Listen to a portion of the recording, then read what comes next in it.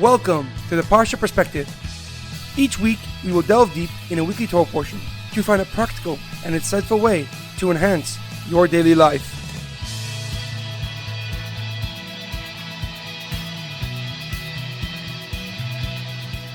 Thank you for tuning in. My name is Shalom Yamini. Each week, we will look into the weekly Torah portion to find inspiration that will complement your daily life and intensify your connection to God. This month of the Parsha Perspective is being sponsored by Anonymous in honor of the Jewish people and the land of Israel. May Hashem protect our soldiers, and may the Jewish people only experience success, health, and prosperity. If you or someone you know would like to sponsor a month of the Parsha Perspective, please contact us at our Facebook page, The Parsha Perspective. Just a quick note before we start. I know it's a little bit late, and it's because this week, unfortunately, during the afternoon prayers, a person came into the synagogue and went to my office and stole my laptop with all the podcast files and all my other files that I'm currently working on, and that delayed and pushed off the time of recording of this podcast, so I appreciate your understanding. Let's get back to this week's Torah portion. This week's Torah portion is Parshas Va'eira. In this week's Parsha, we have the first 7 of the 10 plagues that God unleashed on Pharaoh and the Egyptian people in retribution for the slavery that they put the Jewish people through. Before each plague, God commanded Moshe and his brother Aaron to go and warn Pharaoh and his ministers that if they do not release the Jewish people, they will be hit with a massive plague.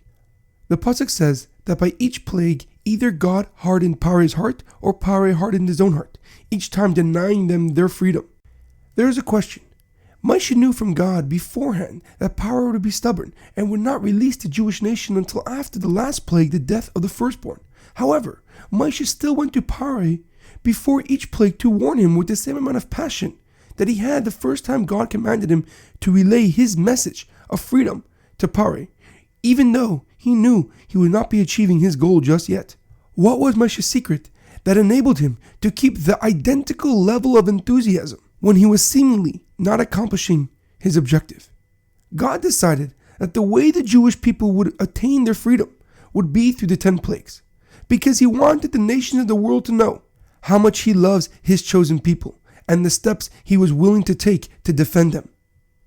God created a strategy that would take a while to implement, but have an everlasting effect on the world. Moshe, God's chosen leader, understood that there was a process in place with which the Jewish people would obtain their freedom. So when asked to carry out apparent fruitful tasks, he approached them with the same amount of enthusiasm as he would accomplishing his own goal. He held the vision and trusted the process even though he could not physically see the endgame. He had the ultimate trust in God and was rewarded with the name Eved Neman, a faithful servant, which gives us a clear description of his lofty and moral character. In our daily life, we must understand that if we want to achieve ultimate success, we must go through the motions, whether we like to or not. It is imperative to realize that to reach success, we must follow the process even if the endgame is so far away it is impossible to see it. For example, if you would like to become a doctor, lawyer, engineer, it will take many years of study. However, some of the subjects will seem unnecessary to your career, yet they are essential to your profession, even if you do not know how, and therefore it is imperative that you tackle them with the same amount of passion as the others, because they are equally as impactful. There's a great quote that I once heard: holding the vision and trusting the process will lead you to unparalleled success and happiness. Have a great weekend and a good Shabbos.